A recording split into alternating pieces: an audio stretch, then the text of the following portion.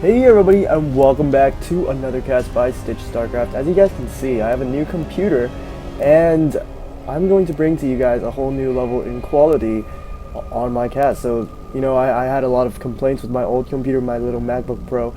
People said, my quality wasn't good enough, but now I'm bringing you guys something new, a better quality. And anyways, today I'm bringing you guys a very awesome game. It's going to be between, as you guys can see, RyooMak, the red Terran over here, and he is going to be going up against the one and only FXOLeenock. Let's take a look at FXOLeenock FXO's base over here. He is the blue Zerg, and of course you guys know he's not in Team FXO anymore. Now it's part of FXO, so he is FXOLeenock,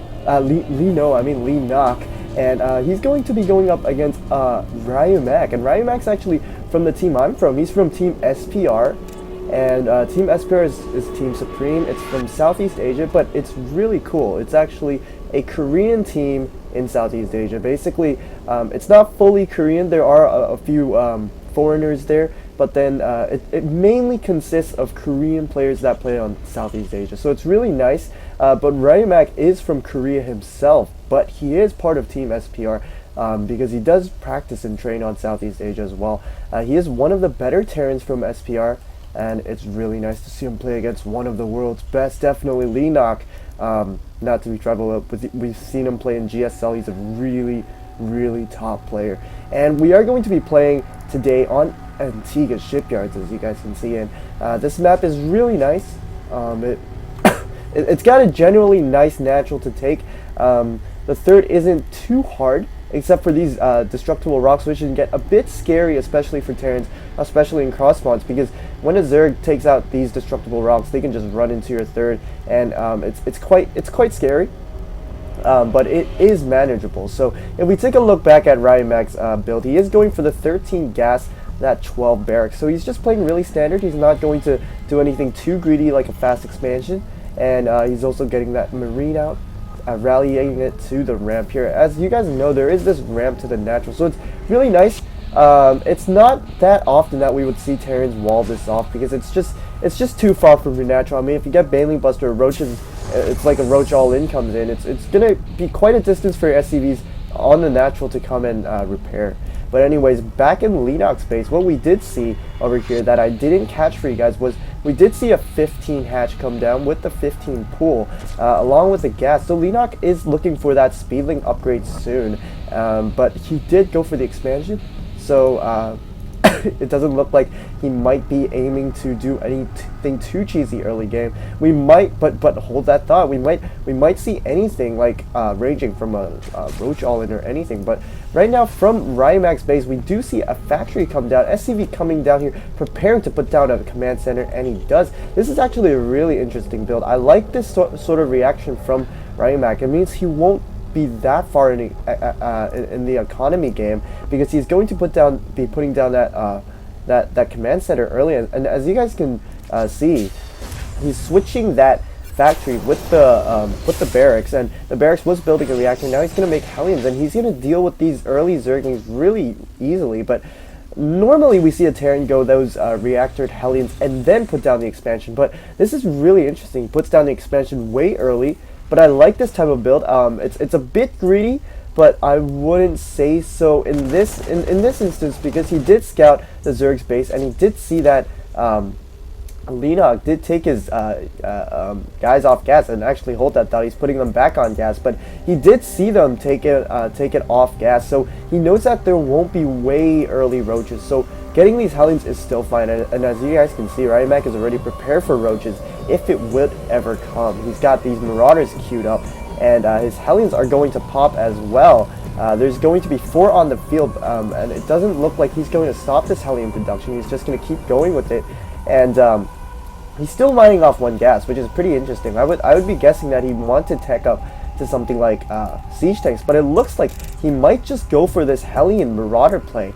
As you guys can see, he keeps making Marauders, and we do see a Roach Warren coming down for FXOLeenock. These Hellions will come in, try to poke it and see what's up in the Zerg space. He does see the double Queen, but they aren't blocking the ramp. But I like how FXOLeenock's positioning all these Zerglings. They're gonna definitely be in the way of the Hellions if they ever try to sneak through.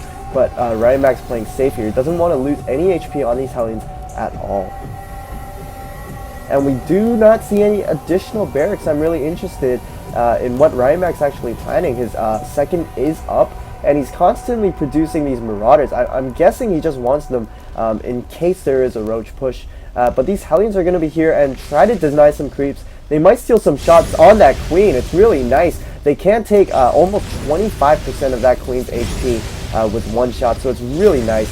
And as you guys can see, with this amount of Hellions, they can actually just kite Queens really well. And oh my goodness, one Queen is going into the red. Second Queen possibly going to the red.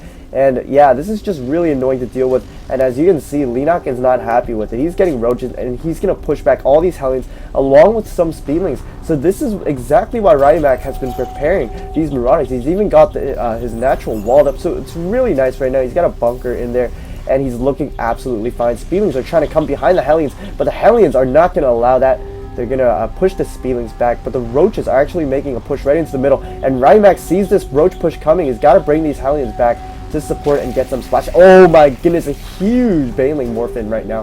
12 Banelings on the way. They can bust this ramp really nice. But look at this. RyooMak's absolutely got this walled off. He's got 2 bunkers at the back. And this is really important to have bunkers spread out at the back behind your wall, especially when you're going to be facing on Banelings. Because the thing is, Banelings are going to try to concentrate everything on the wall. But hold that thought. These Banelings are coming right in. The bunker gets, oh my goodness, it gets unsalvaged. And the Banelings actually don't take out the other bunkers, and that's really nice.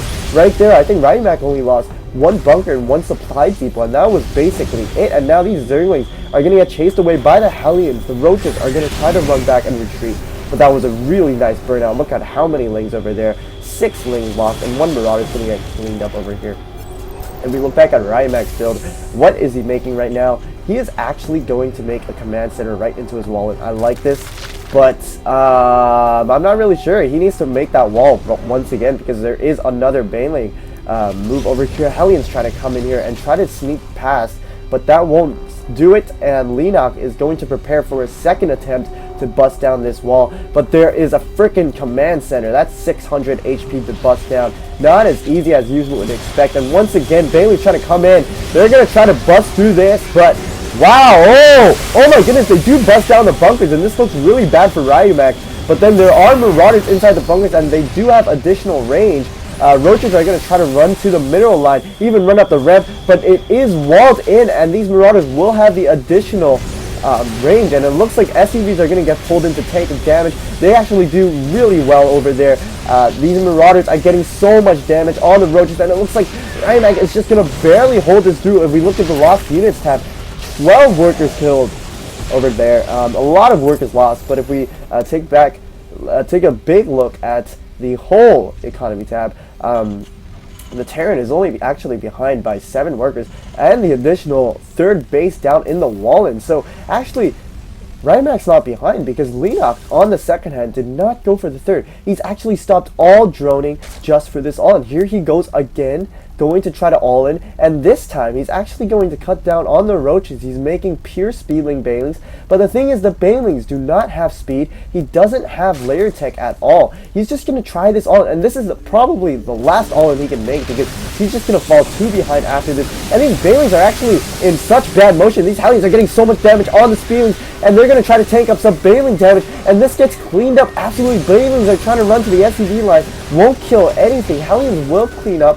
And here is another bunch of Speedlings, but that's definitely not enough to run in. And once again, RyooMak is just going to wall this back with supply depots. I'm actually really surprised that he's still making supply depots. I would expect him to make a barrack, something more tanky than supply depots, but I like it. He keeps walling this in, and now that he's got this 3rd, he's looking really nice. And Leenock is in a position where all he can do is really just all in. Like, he's just committed way too much to this. I mean, the thing is, he has got no tech, okay? He's got no 3rd, and he's really behind economically. All he can do is just try this one last all-in, and it's looking really scary. I mean, the thing is, Ryu does not have a lot of units on field, but what he does have is a lot of bunkers and a lot of tanking damage. And these, I like how he's positioning his Hellions. They will get the maximum tank damage on those Speedlings, but the Banelings are coming in, and really nice Hellion roads. And oh my goodness, the Speedlings are actually getting a really nice round on those bunkers, but the Hellions are absolutely getting so much damage on these feelings. They're actually cleaning this up really well, and Leenock not reacting really well to that. There are 5 Hellions on the field, and that's really nice. But here comes the Hellions. They're going to try to come out, and the Zerglings try to getting a surround on these Hellions, but there's just so much tank. There's even SCVs pulled off the field. But as you can see, oh, whoa, man. Actually, RyooMak is going for the Cloaked Banshee. Talk about tech switch. This is actually going to be completely good against what Leenock is going, because the thing is, Leenock just getting his lair tech at 1430, not a smart idea, and plus just getting the evolution chamber. So with Cloak done, okay, these queens will have nothing to deal with this Banshee. This Banshee can probably take off a few queens before it will ever be revealed at all. And if we take a look back at Leenock's, at Ryu's base, he is actually still behind in workers. He's actually 15 behind. But what, the thing is, like, I mean, okay, sure, Leenock is ahead, but then the thing is, Leenock has no tech. He did not take the advantage and try to get a third. He actually went for it all-in 3 times and failed. So that's the thing with what's going on in Leenock. I mean, and now he's going to get a lot of delay on his droning too, because this Banshee is going to grab quite a few kills on these drones. Already 9 kills on, 10 kills, 11 kills. Nope, 12 kill. He's actually playing really safe, going to come back into the main and grab more kills, but there is a Spore Crawler up, and these 3 queens will be able to deny it. And as you can see, after those 11 kills, back into the economy tab, we're really looking even right now. And still, Leenock is not grabbing a third. I'm really surprised at this. I mean, because Ryu's actually... Is that a double? No, that is not. He's actually starting his third right now. But the thing is, look at his tech. He's got such good tech. He's got Stim. Does he have Combat Shield? Yes, he does have Combat Shield. He's got Hellions out. He's got Banshees out, and all Leenock has is basically Speedlings and Roaches and Banelings, and that's absolutely the worst thing you can do against a Marauder Marine Hellion bunch. I mean, it will basically hard counter what Leenock has, and Leenock just got that layer tech, and that's the thing. He probably won't be at a position where he can get anything like Mutas to deal with those Marauders and Hellions. So he's going to have to really deal with this micro. But here comes a Banshee. They can actually cloak and do some damage, but they don't choose to do so, even though they have that energy, because there is that Overseer at the back, and it's going to come in anytime. And we do actually see Leenock putting down creep on the third. I like what he's doing over here. It will deny for sure the Terran from expanding, because the thing is, even if you kill the Overlord, the creep is still going to take a while to reside. And we do see Banshees coming in here, focusing down Banelings. That's a really nice play. Oh, Banshee going to get sniped off. Nice play by Leenock, but you can see that taking out those Banelings will be important, as they are pretty much the thing that deals with the bio from Ryu. But Ryu right now switching to tanks. I really like what he's doing here. He's playing really safe, but he's a bit oversaturated in his natural. If we look back at the economic side, he's actually ahead in SCVs, so he's actually way ahead, because the thing is, not only is he going to be ahead in SCVs, he's also got those meals over there. And oh, these Hellions gonna get wiped out by some Speedlings and Banelings. I'm actually not really agreeing how Leenock chose to send in those Banelings into the Hellions. Not really necessary. His force was just so overwhelming. He already even had that advantage with the surround. But anyways, Overseer gonna come in and take a look at what Ryu's making, and he does see the tank. The tank is actually unfortunately stuck over here. It's getting blocked by that reactor. But ooh, man, Leenock, is he gonna make the right move to try to make an all-in over here? The Banshee does scout this, and he's actually gonna try to make a run by right now, smashing into the bunker, opening something, but then there's just way too much force, and he doesn't have AoE damage against this. I'm not really confident in his engagement over here. The upgrades for the Terran is actually at 0-0, and Leenock is also at 0-0, but he does have medevacs, and actually queens are being pulled over here. They're going to get taken out, and this just looks like a really bad move by Leenock. I absolutely don't agree with this movement of army, and he just got his third. Man, RyooMak is already flying his third over to his third over at the left-hand side, and he's looking really nice. He's also got the center locked down. He's got siege, and Leenock absolutely has nothing. If we take a look at Leenock's production, he's getting +2 on his Zerglings. He's also got that additional energy on the infestors, but he doesn't have that gas and economy to support it. He only has 2 infestors out on the field. Lucky if he can get a Funnel Growth, but he wasted on a Banshee. But don't worry, he does have more infestors coming on the way. But what's nice for Ryu is he will be able to snipe out this third, and that's going to be really nice. I mean, if you keep this Zerg on 2 base until a 22-minute game, that's automatic. That's automatic gone. I mean, there's no way a Zerg can be able to do that. As you can see, Leenock is already almost mined out in his main, and Ryu's also cleared off the creep over here, and it's just looking really bad right now. Ryu's got his third down, and he's looking really nice. He just needs to hold this position and starve the Zerg out.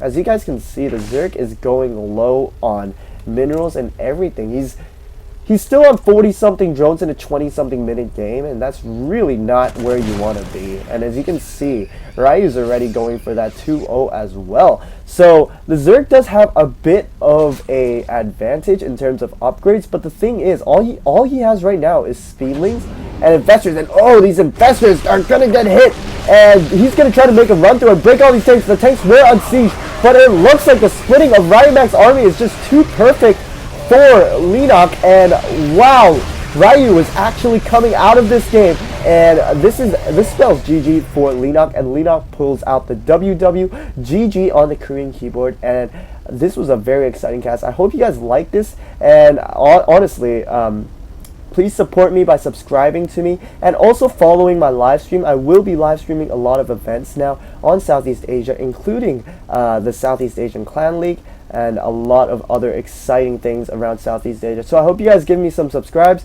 Comment below if you have any advice on my settings. But anyways, I hope you guys like the new settings. And actually, over here, we also had a drop inside the main. I just missed out on that. But guys, that was a really nice play by RyooMak. I will be casting more between RyooMak and some of the players that he plays around the world that is really, really popular. I hope you guys enjoy.